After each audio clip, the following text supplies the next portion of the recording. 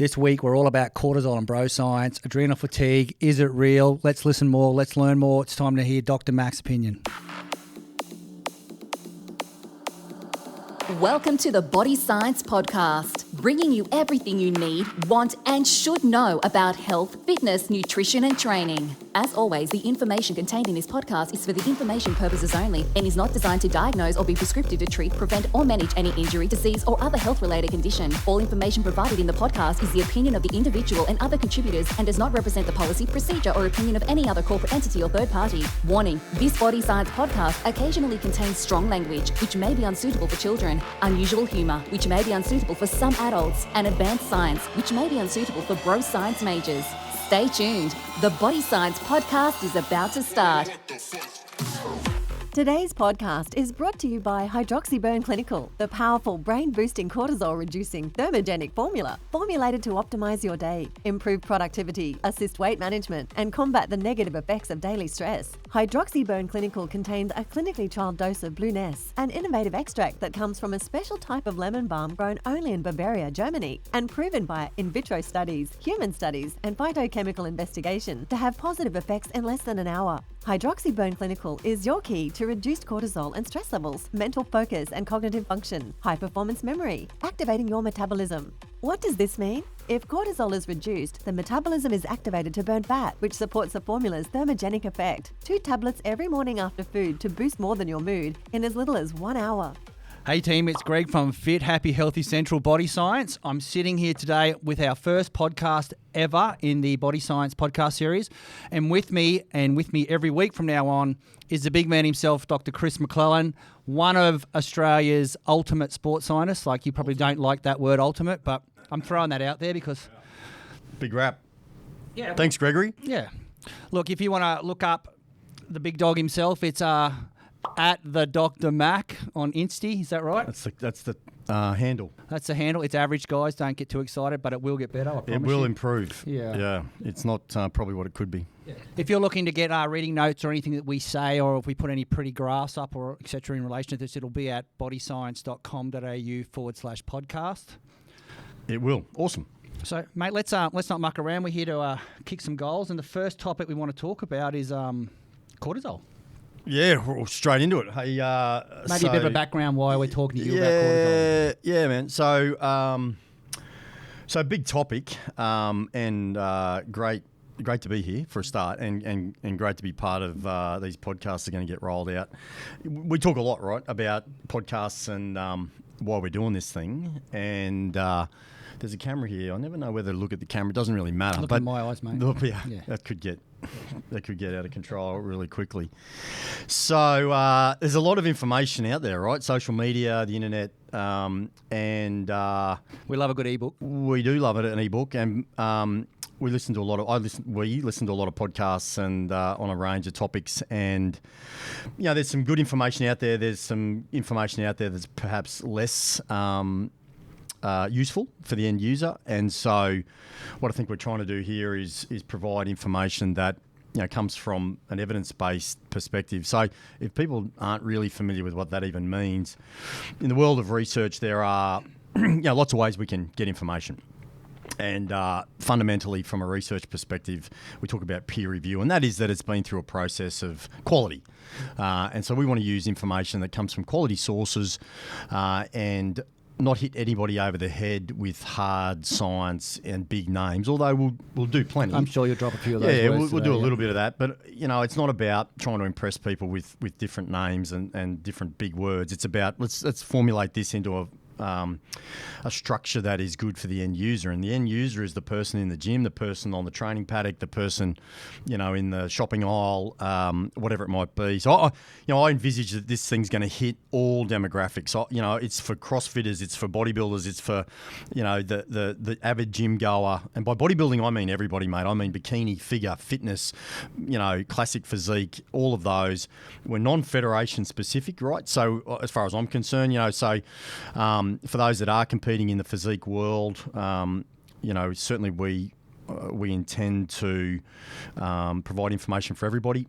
Perfect. And like really diverse backgrounds, general practitioners, dietitians, strength conditioning coaches, comp prep coaches, whatever they are, PTs. You see, I threw that You've in. been doing I had a to lot throw of that in, right? that yourself. Yeah, we'll get that. Naturopaths, chiros, physios. I think there's going to be something for everybody. We want to cover all those bases. So we've got some good people coming on. That we'll experts know without talking too. it up too much, but absolutely, it's about diverse input. Not trying to be all things to all people. It's more about let's get some good information out there so that people can use it. So you mentioned cortisol. So we're talking about stress here and we talk about cortisol. What are we talking about? Yeah, so cortisol, well, I guess fundamentally it's corticosteroid, right? And so it comes from cholesterol and I'll get into that in a minute. But my thing, I guess why I feel that I'm in a position to even talk about cortisol is, I have a PhD and that PhD did investigate cortisol adaptations in elite athletes, rugby league players, to training, travel, competition, sleep, a whole lot of stuff. Tracked them for years. I've done thousands of tests. Yeah. Thousands. Wow. Done a ton of tests. Used saliva, used blood, used all of those sort of modes of analysis of not only cortisol but a number of other hormones that we'll talk about along the way. Testosterone. We'll get into some immune system function, and so that's what I looked at physiology. I looked at endocrinology, which is hormones. I looked at immunology and the adaptations of the immune system to all different types of stimuli. And biochem. And so we looked at, muscle damage markers, creatine kinase, myokinase, etc. So, we'll get to that throughout the whole course of this.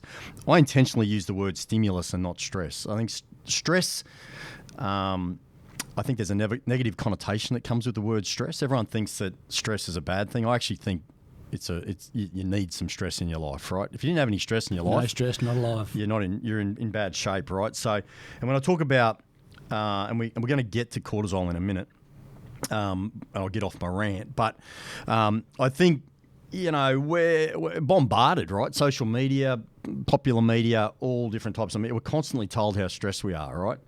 And I said I've done thousands of tests, and when people come to me and they say my cortisol's elevated, I say, well, how do you know, right? Go and get it tested, and you can, and. So what's someone doing if they want to get their cortisol tested? How are they doing that? Oh, they go to their GP. They can get a blood test. And they're asking for a cortisol test? Yeah, there's a cortisol challenge test that you can have that actually determines whether or not you actually have some cortisol dysregulation. Is that invasive or is that? It's a blood test. Blood test, yeah. Yeah. So I'm not getting one then? You've got to go on. It's called phlebotomy, So it's called what? It's got not a lobotomy. It's a phlebotom. A phlebotomist is a person that takes blood samples. So the doctor hands me the result?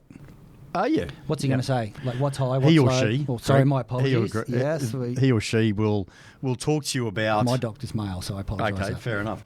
So, cortisol is a hormone that has a diurnal response. So we talk about this all the time. Nocturnal things come out at night.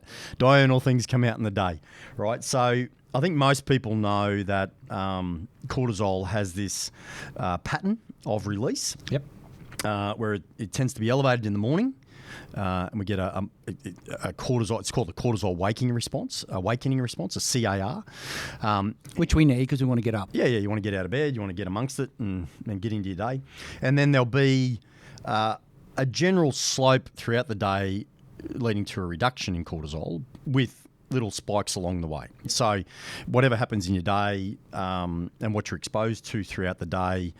Stress, cortisol is something that you cannot escape. It's a natural part of daily function, and so it's like taxes. And this is probably left of field, but you can't avoid tax. You got to pay your taxes, but you don't want to pay any more tax than you have to. Yep. Right.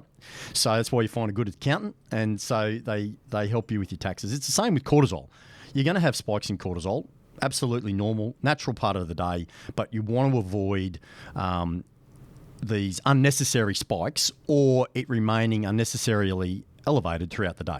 Gotcha. And you can do that. And there's strategies that we can do that. There's nutrition, there's supplements, there's a whole lot of different activities or strategies we can use to do that. Now, what is normal? Because a lot of people sort of say to me, well, what's a normal level? And again, most people won't really know what this means, but it's about 10 to 20 micrograms per deciliter. 10 to 20 is the range. When and you that get will your blood come test, on my test. Yeah, it'll come in like that. Now, can I ask one more silly question while we're here? Yeah. And I know you're just about to launch into some info. Yes, that's all right. So if I have my test early in the morning and have my test late in the arvo, is that going to make any difference? No. No. Okay, cool. So can we move on? We can get a test from the doctor. Yep. Doesn't matter when you get it. Just get one. Correct. And then if you have a follow-up test of any type, then you have it at the same time of the day. Okay. Yeah. If it goes above 28, well, I guess traditionally anything above 28 is high. Okay. And if it stays high for long periods of time, then that's what... So the word chronic means prolonged duration. Acute means sort of immediate. Mm-hmm. And that's probably the best way to describe it. Throughout the day and while you sleep at night, it'll drop down as low as 3 to maybe 5. And that's kind of where it sits. So it's a really sort of normal kind of pattern of adaptation. I know where you're going to go with this, but there are people who have what's called adrenal insufficiency. And there is a condition called Addison's disease that is associated with a bona fide clinical condition associated with cortisol function. I know what you're going to ask me. Adrenal fatigue. Let's get it out there. Okay. So without completely alienating the naturopath community from this whole thing, adrenal fatigue is not a clinically diagnosed condition. If you go to your GP, they're not going to diagnose you with adrenal fatigue. Adrenal fatigue, if you cut to the chase, is something that was invented by a naturopath. The guy's name was James Wilson back in 1998, so 20-odd years ago. Yep. That's right, isn't it? That is right, 20-odd years ago. Wrote a book called The Same Thing. And really fundamentally, it was something that was invented by this guy to explain a range of what are pretty non-specific symptoms that collectively were badged up and termed this adrenal fatigue. Okay. If you think about the general, I suppose, symptoms, so you know what the difference is between a sign and a symptom? No, tell us. Oh, well, a symptom is something that someone tells you, and a sign is something that you can measure. Okay. So someone comes in, the naturopath. So, things like, I don't know, low energy, brain fog. Feeling run down. These sorts of things. Trouble sleeping, can't bounce back from an illness or something like that, low sex drive, these sorts of things all collectively got bundled up into this adrenal fatigue. If you go, in my world, in academia, I rely on evidence-based practice, and I rely on world authorities on various things. So if you go by the Endocrine Society, the World Endocrine Society, there is research, and we can provide it. I'm happy to put it on this. Let's drop the link at the bottom. Yeah, we'll drop the link. But bona fide position statement from the Endocrine Society saying that it's not a thing. And so we don't teach it at uni because it's not a thing. And there's a big systematic review, was done in 2016 actually, that we can also drop the link to, that outlines that it's a complete myth. Okay. But the caveat on that is that absolutely we do get cortisol dysfunction, and we do definitely get cortisol resistance, right? Everyone's heard of insulin resistance. Cortisol resistance happens. Cortisol's a problem, don't get me wrong. Like, it can be a problem. No, I'm not sort of, suggesting that it's not a drama. It absolutely is, and people should try and identify if that's the primary issue or not.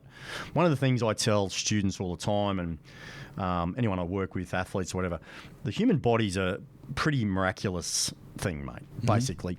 And nothing happens in isolation, right? So it's never just one thing. Like if it's not going to just be cortisol, it's not going to just be thyroid function, it's not just going to be insulin, it's not just going to be progesterone or estrogen or testosterone. It's a cause and effect. There's a downstream effect that all of these things have.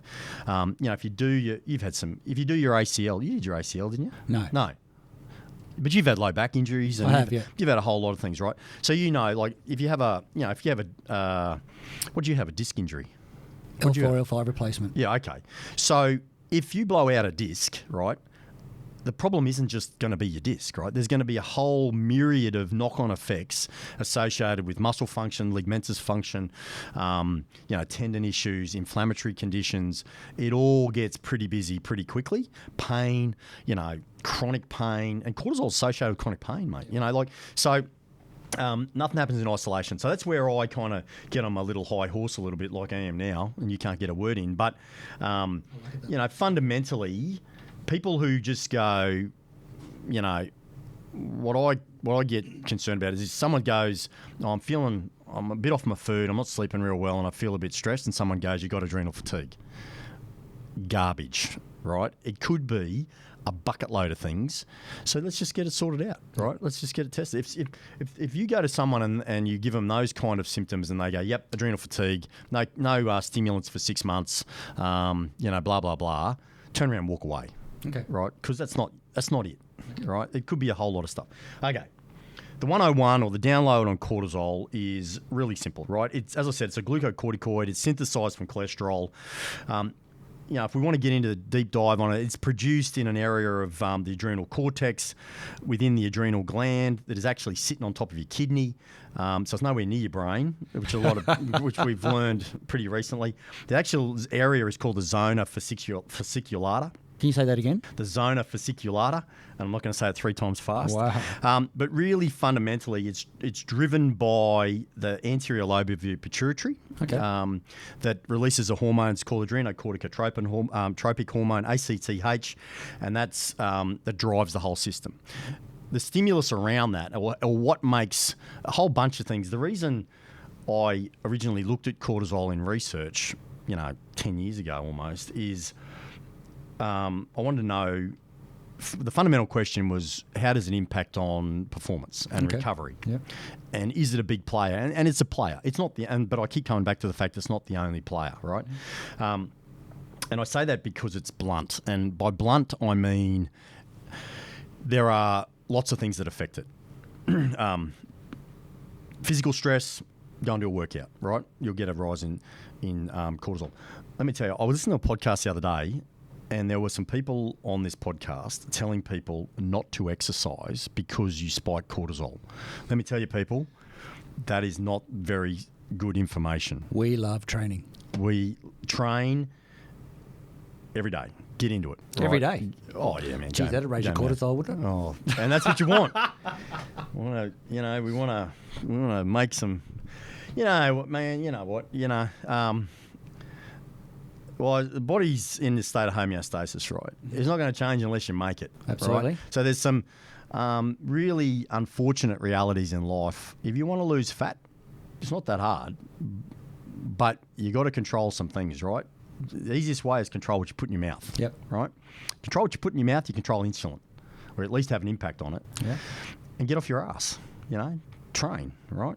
You've got to be in caloric deficit. I know you can, it doesn't matter what diet you're on, whether you're keto, paleo, carnivore, if it fits your macros, vegan, is that a thing? Same thing. No, same thing. Whatever. Doesn't matter, man. You got to manipulate what you put in your mouth. Okay. Right? Time-restricted feeding, intermittent fasting, the whole thing, right? It all comes back to the same thing, right? So, and I'm sure we'll cross all those bridges throughout this thing as we go. Right, I keep coming back. See, I'm on a rant. But anyway, it's not about me, Greg. It's about body science. Anyway, you're asking me about cortisol. Right, okay, so we talked about the zona fasciculata. All right, so the other area that is important that we can talk about is, I mentioned it was blunt hormone. You did. Right, so the limitation is that it's affected by a whole lots of things. Physical stress, emotional stress, the temperature, the environment, food, like lots and lots of things impact on cortisol and will cause these little spikes throughout the day. That's perfectly okay. That's normal, and we want that, and that's no big deal. We want to control how high it goes and how long it stays there. Okay. One of the big things, I suppose, driven down our throats is that we're really chronically stressed. Yep. Right. Now, I would argue the toss on that because I don't think we are. I think, there are people who have generally got stress in their life, but, cortisol's such a dynamic hormone that it's got a half-life of about an hour.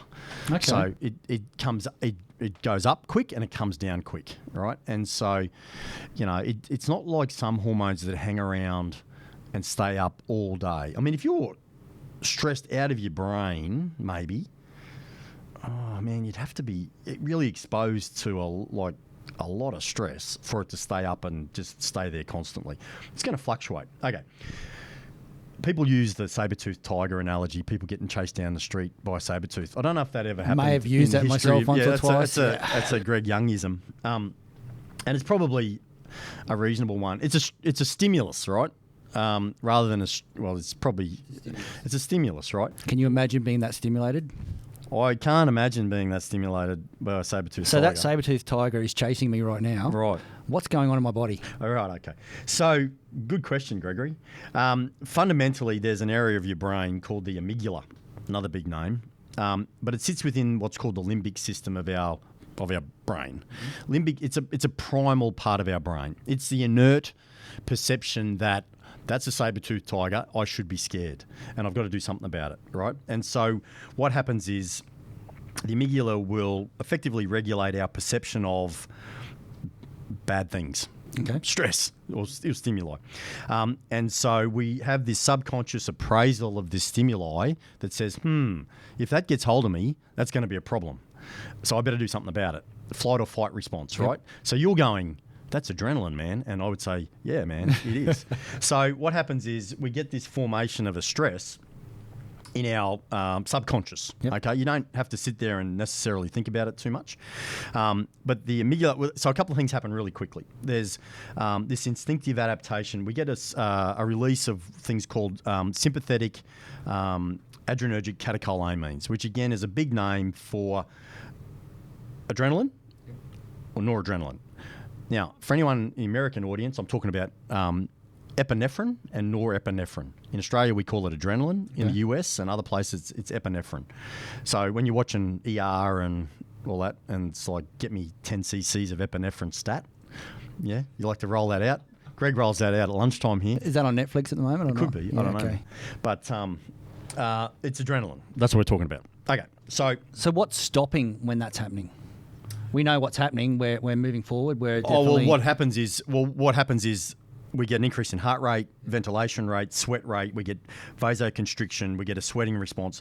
So the body prioritizes those immediate responses. So everything else gets limited. Yep. So your immune system becomes a little compromised. We don't get blood flow to our organs. So digestion slows down, like all that sort of stuff. So that's why you feel sick, you're going to throw up, right? Because we have this complete shift in prioritization to we got to keep things normal. We got to stay in homeostasis, right? So the amygdala. So that's what happens. We get a catecholamine dump, an adrenaline dump. Like you've just nearly run up the back of someone's car because you're on your phone, or not that any of us would ever do that. No, I know, but that might happen. There might be someone doing that right now. But anyway, don't do that. Get off your phone, Pico. Get off your phone, Pico. Get off your phone, brother. Okay, so I'm doing too much talking here, but so the amygdala also stimulates what's called the hypothalamic pituitary adrenal axis, the HPA axis. Really fundamentally, the hypothalamus is sort of like this central regulator of our body. So the amygdala stimulates the hypothalamic pituitary adrenal axis, the HPA axis, and most people have probably heard about that somewhere around the traps. Okay, have we got something we can visualise? We can put a link up to. Yeah. There's a bit of a flow diagram we can put up. It's pretty simple when we think about it, but fundamentally the hypothalamus is like this central regulator of hormone function and a whole range of other things in the body. Okay, what happens is the amygdala stimulates this hypothalamic pituitary adrenal axis. The hypothalamus releases what's called corticotropin-releasing hormone, CRH. CRH triggers ACTH, or adrenocorticotropin hormone, from the anterior pituitary. So your brain senses something, the amygdala sends a stimulus to your hypothalamus, the hypothalamus sends a stimulus to your pituitary sends another stimulus to your adrenals. To your adrenal cortex. Cortisol goes up. Okay, the immediate response is cortisol. Why? Because cortisol's really fundamental role is to increase the availability of fuel substrates, glucose, fatty acids, things like that, for action. Right? It's it's making fuel available for us to do something about the stimulus in our world. Okay. Okay, and that's the fundamental process by which it works. Now, cortisol binds to these things called glucocorticoid, I'll get it out eventually, receptors. So it's a hormone. It binds onto a receptor. Lock and key mechanism, right? One lock, one key. Yep. And what happens is when we have this excess amount of cortisol in our blood, it actually works by what's called a negative feedback loop. And by nature of having extra cortisol in our blood, it goes back up and tells the hypothalamus and the pituitary, hey, we've got enough, let's relax, let's switch off, right? And so it stops stimulate your adrenals, and in a perfect world, and there's a reduction in cortisol. Life goes back to normal, okay? What happens in life, and from time to time, and things when we get this prolonged stimulus, is there's a problem with that switch-off mechanism, okay? So because it's a hormone and because it binds to these receptors, there's only so many receptors, and once we have, constant flooding of cortisol in the system because of too much stimulus, too many keys and not enough locks, right? Too many cortisol molecules and not enough receptors for them to land on, that's a problem. And so that's where we start to see all these negative effects that we hear about with cortisol. Okay. Inflammation and, muscle breakdown and all this sort of stuff, right? Because it then becomes catabolic. Catabolic is breakdown of muscle, basically, right? Well, yeah, that's a simplified way of looking at it. But that's the fundamental role, right? Now, and that when we have this chronic response, we end up with cortisol dysfunction, right? Because there's nowhere for it to go, right? And that lends itself to what we call cortisol resistance, okay? Why it matters and why it's a product, why it's a problem is because it disrupts that negative feedback, right? So there's no switch-off mechanism. So when people say adrenal fatigue, I actually look at it, it's not fatigue, it's overdrive. Okay. So it's not the adrenals don't get tired. Like it's like your pancreas doesn't get tired. Mm-hmm. It just gets it just stays switched on, really fundamentally. So I get a bit funny about the terminology we use, but anyway, so that's how it basically works, and we end up with inflammation or things called pro-inflammatory mediators. So you're pulling the word inflammatory out a fair bit at the moment, that inflammatory response. Yeah. That's an exaggerated response, obviously, you're talking about there. Yeah. It's a persistent response. So what's going... Let's just dumb this down a little bit for me. What's going on in the body at the moment when that's happening? Well, we get these things called mast cells. And they're pro-inflammatory. So they lead to increased inflammation. Okay. So... And that's a real naughty thing long term, isn't it? Yeah, because inflammation leads to what's called oxidative stress. Free radicals, people have heard of those. Yes. Bad things, that can lead to... It actually has a big impact on ageing process, tissue degeneration, and chronic disease, fibromyalgia, chronic fatigue syndrome, chronic low back pain, rheumatoid arthritis, those sorts of things. Nasty. Right? Nasty stuff you don't want in your life, right?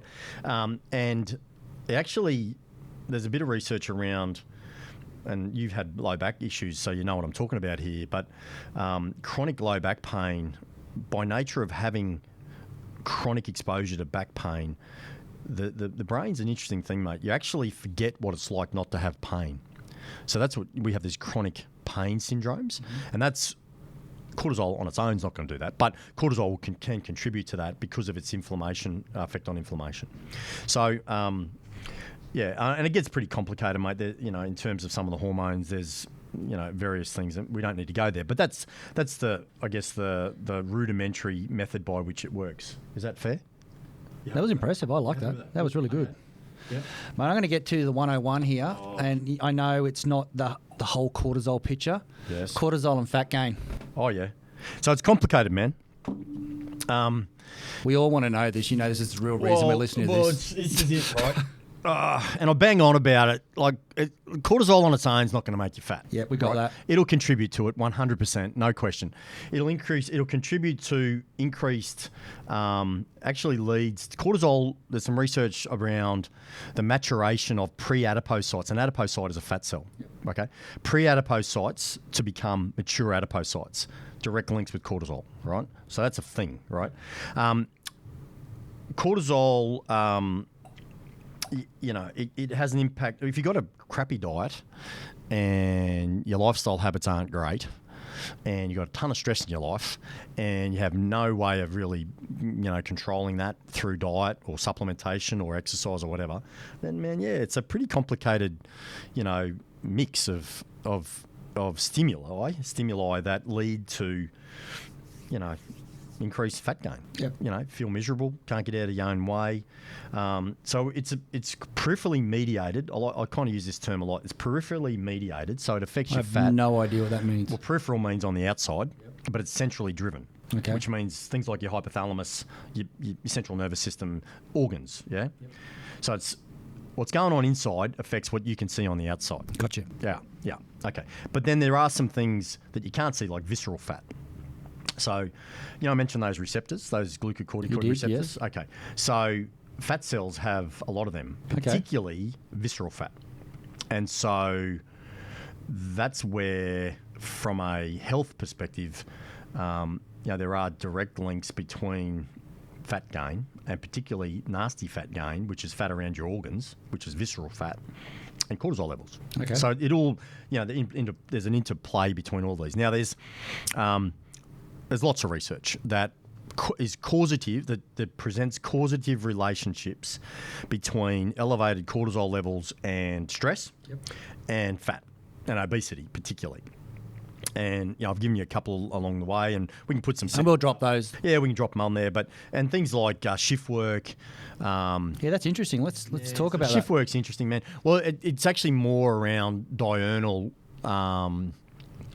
Patterning of hormonal responses and circadian rhythm. And the circadian rhythm is you're basically a 24-hour clock. Yep. Okay, so, and how that can be dysfunctional or not work properly or perfectly if you're awake all night and you're asleep all day, we're not made to do that, right? Okay. So and it's not just cortisol, there's a ton of hormones, right? But your circadian rhythm will impact on a whole range of things, but metabolism is one, and how you metabolize foods, your gut microbiome, and we need to, maybe we'll I'm not an expert on the gut, and I don't profess to be, but, the gut is getting a lot of attention at the moment in health and fitness, and I would say, I keep coming back to this thing, it's not just your gut. Yeah, Your gut's part of it, 100%. Absolutely. But it's one player in a really complicated group of things that will collectively produce an outcome. If you've got, a problem with your gut microbiome, so the little good things in your gut that digest food and things like that, that's a problem, don't get me wrong. But just fixing that, or just, you're not going to fix that without having an impact on other things, with your nutrition and your diet and your lifestyle and that sort of thing. So, it's not a one-trick pony, right? And this is what I think the problem is, and I've said this to you before. Right now in health and fitness, with all of the noise going on, it's hammer and nail, man, right? If all you got, for those that don't know what I mean, if all you've got's a hammer, everything looks like a nail, right? So if your thing, and this is what I'm seeing a lot of, these proponents of gut health and whatever, cortisol or whatever, they're going, no, it's all about cortisol. It's all about the adrenals. It's all about your gut. It's not. It's all about all of them, and so one size does not fit all. Not everything looks like a nail. And that's where, I just encourage people to ask questions, right? If you go and see someone, whether it's a personal trainer and personal trainers are at the front line of health and fitness, right? That's where people go. Absolutely. Because they want information around how to exercise, how to modify their diet. And I know there's, lots of people who get on their high horse around scope of practice, but they're at the front line, right? So you want, and there's an expectation that they're giving you good information. And I could get onto a long rant around quality training of PTs, because I think there's a long rant that can be had there. But that would raise your cortisol, Macca. We don't want to do that. Yeah, raise my cortisol. But you know what? They're at the front line of this thing, and so we want them to give people good information, and hopefully this is a source, or at the start of a source of that can give them some good info. When it comes to fat gain and it comes to cortisol, it's a significant player, right? And so cortisol also has it's actually what's called an antagonist. So an antagonist is something that works the opposite. Okay. So insulin and cortisol are fundamentally antagonists. So cortisol can, because of the the receptors I mentioned. Mm-hmm. Okay. So because they downregulate those glucocorticoid receptors, cortisol does. That has to have an effect on other things, right? So that has an effect on insulin. That has an effect on insulin resistance. And we know people are pretty familiar with insulin resistance as a medical condition. Yes. And sort of the knock-on effects of that. So, and it's basically, deregulated capacity to metabolize glucose and function, normally from a metabolic perspective. Anyway, cortisol, as I mentioned, its function is to increase effectively circulating glucose, right? And you mentioned what else it does. Well, yeah, I mentioned it suppresses the immune system and all of those things as well. Cortisol enhances a couple of things. Lipolysis. So lipolysis is effectively the breakdown of lipids to triglycerides. Yep.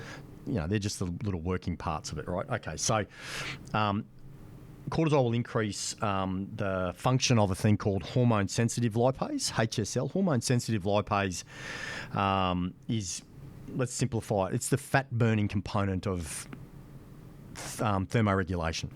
Okay.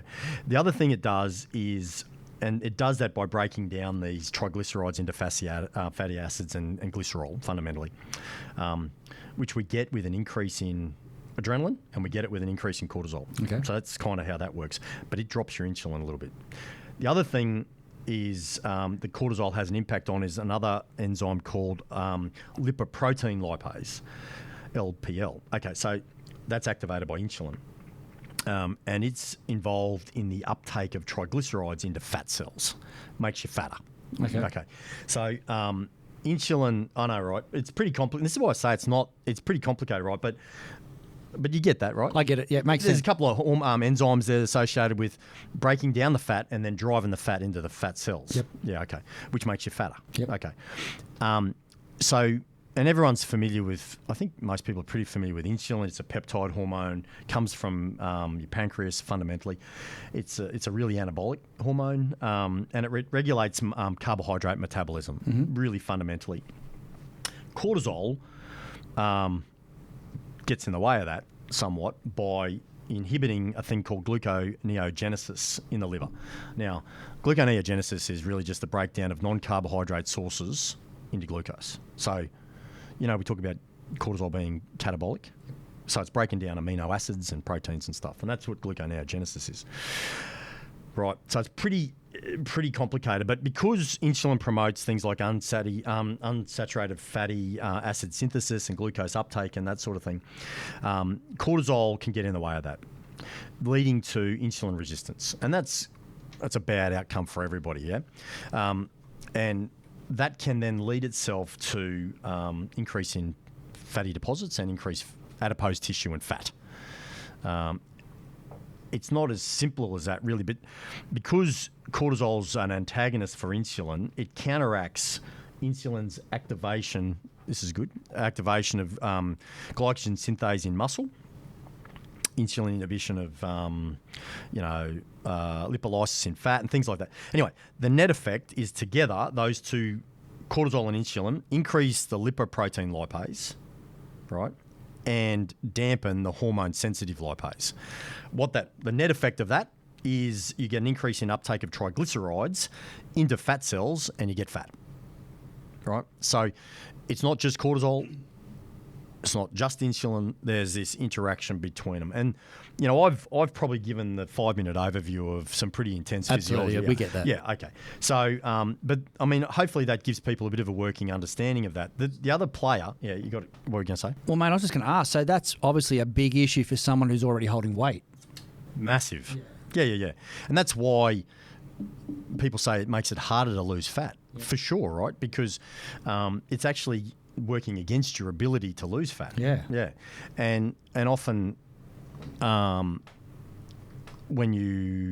if you've got your diet on, you're getting your diet going in check and you're doing some exercise, but you've still got these other dramas and other things going on in your life. I mean, you're never going to be stress-free, right? Everyone's got stress in their life. Even you've got stress, which is a big thing, right? Can you believe it? Do you have stress? Yeah, I'm living the dream though, mate. Yeah, I love it. I'm living in a dream. I'm happy. You're living the dream, yeah.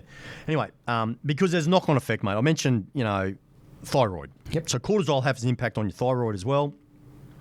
It actually impacts on T4, which is thyroxine, conversion to T3, which is a pretty big name, but it's triiodothyronine, which is called T3 and 4. Okay, so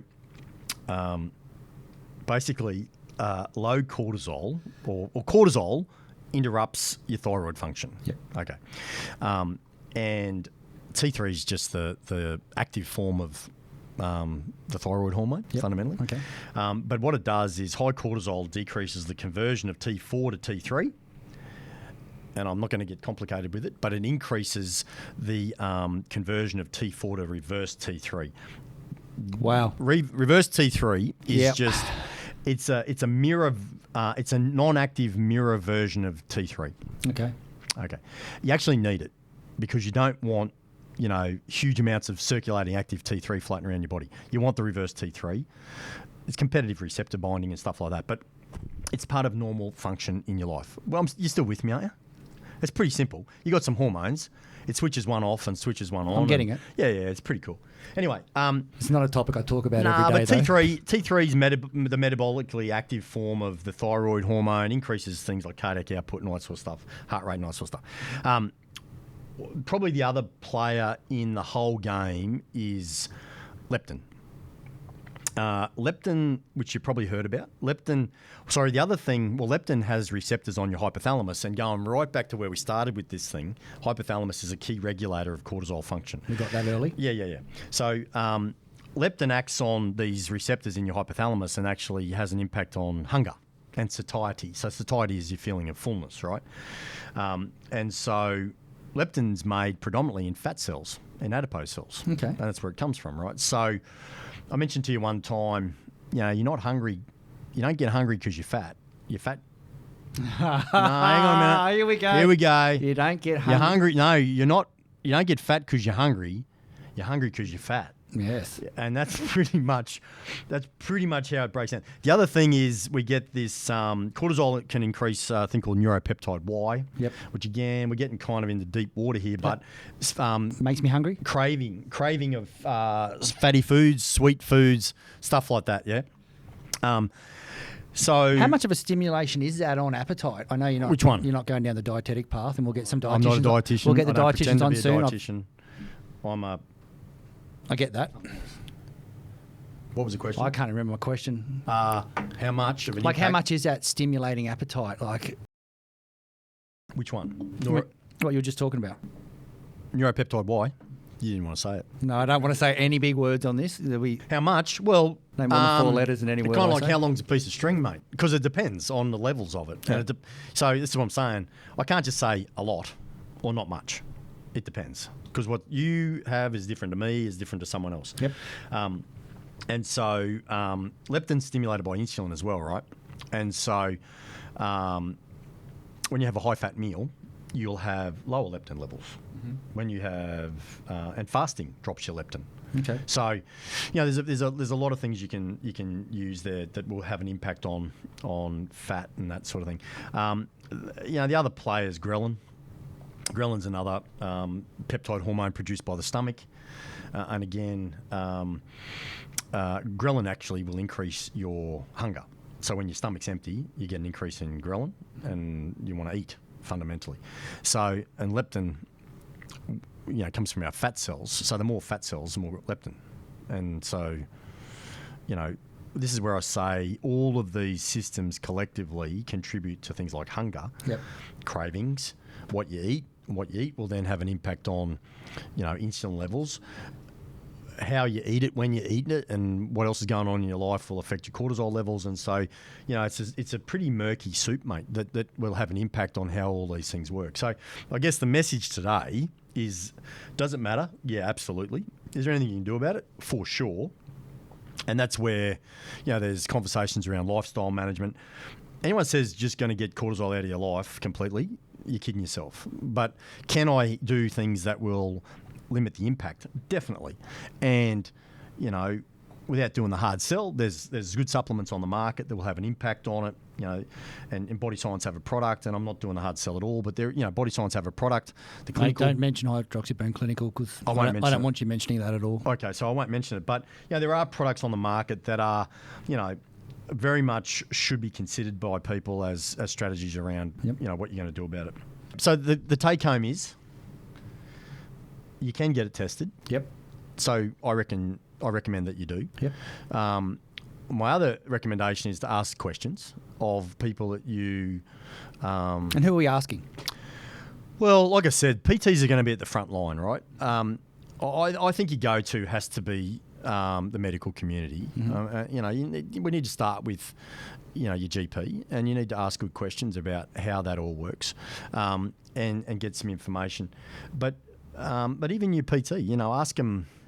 I'm big on bona fide credentials. Yeah. I'm big on asking people, if you tell me that you've got a degree, I want to see your testimonial. Show me it, and that's where we get into a conversation around good quality education, because there's people out there, it's really confusing for people, like on social media. Everyone's a guru, everyone's an expert.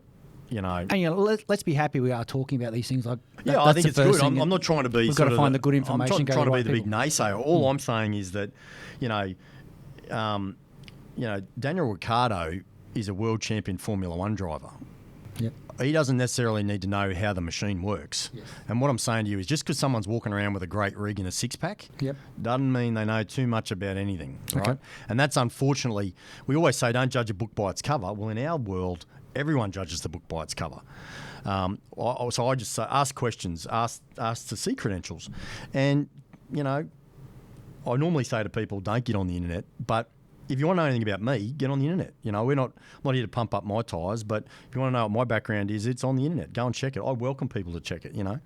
And so if you go looking for someone, right, and you can't find them on the internet, or you can't find them on Insta or Facebook or LinkedIn, there would be really significant alarm bells ringing in my world if I can't find something. If someone says to me, I've got this, that, and the other thing, I'm a degree, I've got this, I've got that, and you go looking for it, you can't find it, go somewhere else. Fair enough. Mate, good books. What about that? Let's talk this up. Good books. Oh, good books. You reading Jason Fung's The Obesity Code? I have run. Yeah, it's a good book. It's worth a read. Is it worth people reading? Yeah, definitely. You read it? No, you did tell me I should though. Yeah. Have a read. It's good. It's a good book. Really, it's pro fasting. Mm-hmm. I'm pro fasting. I'm pro. Do you want to explain what fasting is to the people? Intermittent fasting. Do you want to explain what that is? Again, we probably need to do a whole show on it. So, in the world of nutrition, time-restricted eating in humans, time-restricted feeding in animals, intermittent fasting have become really popular, right? So have you done a bit of that? No, you've done keto. Keto. You're hardcore keto. Yeah. Yeah, but not until 2 o'clock in the arvo. Right. Okay. So really simply, I don't recommend anyone else do it because it's not working. What, keto? I'm enjoying. Makes me feel good. Really? Yeah, I feel really good. There's probably another show on that. Yeah, actually, there is a show on that, definitely. And there's some really good info out there on the different types of. I think the thing that people get wrong with keto is that they don't get bacon. Well, still has calories. Yeah, it does. But strictly keto is probably 85% fat. And I think people think it's high protein. That's a carnivore Yeah, I run diet. more of a 75% model. Yeah. And then there's the timing of how you have that and the types of fats. And it's pretty complicated. It's not just... I reckon it's hard to be keto. Like, unless you're good with your meal prep.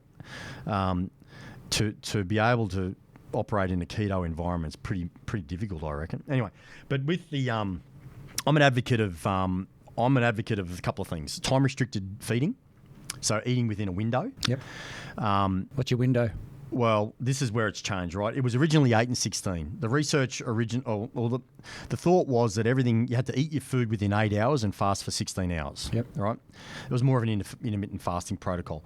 The reality on the back of a lot of research and more recent research, and the number one guy on the planet that I go to for my information around time-restricted feeding and intermittent fasting is a guy called Sachin Panda. Do the Google. That's a legit name? It's a legit name. He's a bona fide expert. And there's some good podcasts that he does. And, okay. And do you want to drop the name of those podcasts? There's one called... Sorry to throw it out there. Yeah, no, there's a really good one. It's Rhonda Patrick. Okay. You might put a link in the bio of that too, Morgan. I'm trying to think of the name of it. She's got a name for it, but she's really bright. It's deep though. Okay. Like they dive deep on the technicalities of it, and so I think the average person might get a little bit lost, but they have great information for it. I'm big on time restricted feeding. So the window isn't 8 hours, right? The reality is that window can be 10, 11 hours. I think 11 and 13 is where we're at now. And so, that leads into a conversation. We'll talk about it, fasted cardio, because I don't think most people doing their cardio in the morning are fasted properly. It takes 12 to 16 hours to deplete the liver of glycogen. Okay. So if you ate at 8 p.m. and you get up at 6, it's not happening. You're not fasted. No. We might get a dietitian on to talk about that. I reckon we should. But yeah, I like my time-restricted feeding. So the difference between time-restricted feeding and intermittent fasting is that fasting generally still has a significant caloric reduction, whereas the time-restricted feeding is the same amount of caloric intake, just in a smaller window. Okay. And I like diurnal eating as well, like eat according to your microbiome. So what you eat in the morning versus what you eat in the middle of the day versus what you eat at night, because our gut flora shifts throughout the day. Mm-hmm. So what sort of foods we have, whether we have high fat, carbs, or whatever, you can eat according to your gut microbiome. And I'm an advocate of all of that stuff. And because I'm a specimen, clearly it's working. That was a pun at myself. Mate, I'm loving that. I'm doing all right. 48, killing it. We have to stop now, though. Yeah. But you are coming back next week. You're part of this every week. Thank you. Got some good people coming on too. That'll be a great pleasure. bodyscience.com.au/podcast. There'll be some graphs. There'll be some links. There'll be some notes. And hopefully you guys get on and love it. Excellent. Thanks, Macca. You're the man. All right. Peace out. Today's podcast was brought to you by our partners in Fit, Happy and Healthy, ASN, Nutrition Warehouse, DY Discount Vitamins, Fat Burners Only, Evelyn Faye, Mr. Supplement, or find a retailer online at bodyscience.com.au/retailers.